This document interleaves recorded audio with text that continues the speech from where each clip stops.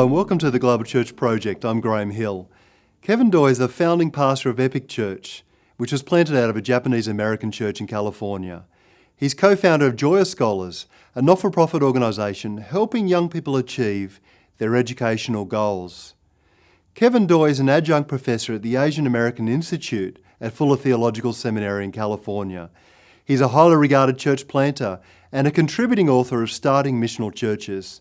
He helps churches explore the power of diversity, inclusion, location, meals, and deep, long-lasting relationships.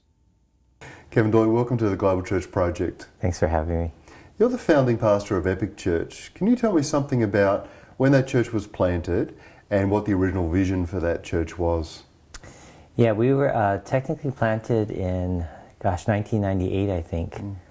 And we were a satellite from our mother church and a church plant that I actually helped start. So kind of this combination of two churches. We were predominantly in kind of a Pan-Asian, Asian-American church.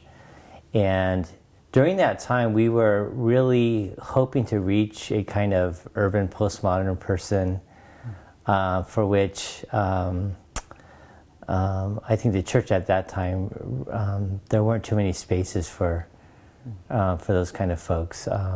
What we back then would term a Gen Xer. And so that's kind of how we started, and that was kind of the vision to reach out to folks like that, folks like us. It was originally an Asian American church, but there's been a shift in the makeup of the community over time. Yeah, and so one of the significant things is 3 years into our church plant, we ended up in a city called Fullerton, which is where we are now. And we really felt convicted, as I mentioned, we began by, I think, attempting to reach a type of person. And we really felt convicted that we needed to embrace and love a place. And because we were in Fullerton, we said, well, maybe God's led us to this city. And so we moved really from the border of Fullerton to downtown, to literally the center of the city. And once that became home for us, and once we were committed to loving our city, we noticed a slow change in demographics. The homogenization was beginning to loosen a little bit. And we began to reach people in the area. People literally began to walk to our church from the neighborhood. And so the diversity just began to increase from there. Can you tell me something about the neighborhood of Fullerton? Yeah, Fullerton is an interesting city. It's an older city in Orange County, California. It actually has a downtown that's very vibrant. Probably a couple decades ago was mostly kind of antique stores, this kind of thing, but there's been some gentrifications, very kind of hip place now. And so there's a kind of urban core with a lot of nightlife, train station, museums, art, that kind of thing. And then as you move away from there, it gets a little bit more suburban. But the other interesting thing about Fullerton is that there's about three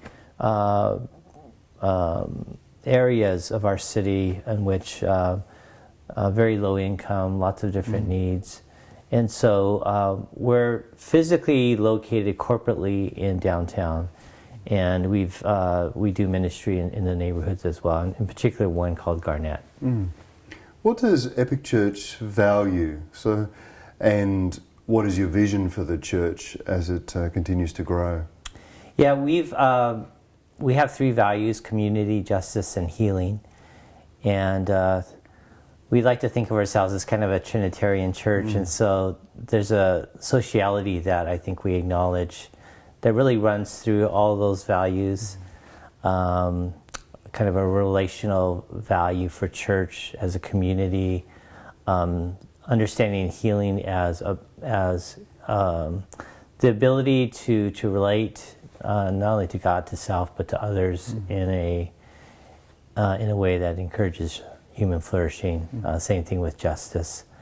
And so we're an American Baptist church. The pastors kind of have Anabaptist leanings. And so we really understand that church itself as a community, which in itself is a witness and an ethic in the way in which we interact, engage with community, and express ourselves in a particular place. And you focus on the importance of location, and we've been talking earlier, and you were suggesting that that has been something of a progression in your mind, the importance of location and relationship. Yeah, definitely. Do you want to share something about how you have grown in that conviction over time? Yeah, I think, when we started, we were kind of at the tail end of the church growth movement, and I went to Fuller Seminary, and many of my classes still had those kind of tendencies to it. And so there's a way in which target kind of audience, this whole kind of lingo, was still very prevalent, I think. And so even though we felt ourselves a little bit more resonant with kind of postmodern thinking and those kinds of things, we really started the church kind of with some very modernist assumptions of kind of a disembodied community in which place doesn't matter, or just reaching a type of person wherever they live. And I think as we began to really be convicted, I think by the Spirit of God, that place does matter, that the incarnation of Jesus matters, that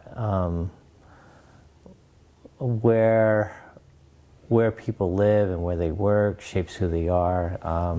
And so if we're called to a certain place, we want to love the people in that place. And that expression of the church, both as we try to understand and shape our church around certain habits, we also believed as we engage the city that would shape us as well. And that's how we understood our discipleship. And I think we believe that God's at work not only within the church, but also outside the church in our neighborhoods and city. And so how do we discern and understand discipleship as this kind of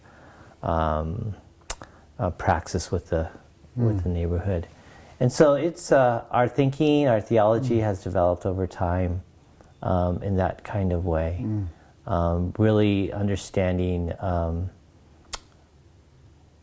the necessity, I think, of believing that God is up to something in our city and participating with that. That our church, I think Moltmann said it best, that the Church of God doesn't have a mission. God's mission has a church. And so really trying to submit to what God is already doing among us and participating in that. So that's been a huge shift, I think, from really seeing mission kind of being initiated and originating with some kind of vision that we had versus understanding that God's already at work here and has been at work, and how do we participate in what God is doing, and that shapes the kind of church we are. Kevin Doyle, thank you for joining us at the thanks for having me. Project. Yeah, I love it. You've just watched an abridged version of this interview. For the full interview, plus resources for churches and colleges and universities, please visit www.theglobalchurchproject.com. I look forward to your company next time. From me, goodbye.